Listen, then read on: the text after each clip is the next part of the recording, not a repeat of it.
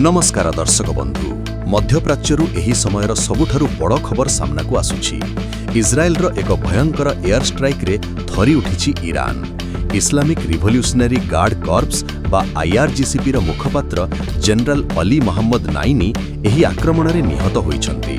शुक्रवार दिन इज्राएल पक्षरु एक सर्जिकल एयर स्ट्राइक करा जायथिला, जेउथिरे जनरल नाइनी को सीधा सड़क टार्गेट करा जायछि। आश्चर्यर कथा हेउछि मृत्युर मात्र किछि घंटा पूर्वरु से एक वीडियो वार्ता जरिया इज्राएल को खोला चेतावनी देइथिले।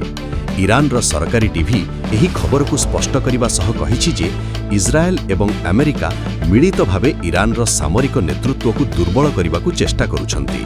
एही हाई प्रोफाइल हत्याकांड परे ईरान रो सर्वोच्च नेता मजताबा खेमिनी अत्यंत क्रोधित होइछन्ति एवं शत्रु राष्ट्र को मूलोपोज करने को चेतावनी देइछन्ति। सूचना योग्य जे जनरल नाइनी निकटरे इज्राएल प्रधानमंत्री नेतन्याहुंको एक दाबी को प्रत्याख्यान करिथिले। से कहिथिले जे ईरान रो क्षेपणास्त्र शक्ति को केही रोकी पारिबे नाही, किंतु एही बयान परे तांकु हत्या कराजिबा एबे सारा विश्व रे चर्चार विषय पालटिछि। तेबे आपनकु कोन लागुछि? ईरान कोन एहार प्रतिशोध नेब? निजर मतामत कमेंट बॉक्स रे निश्चय जणांतु। आगो को एमिति न्यूज अपडेट पाई आम चैनल को सब्सक्राइब करंतु। धन्यवाद।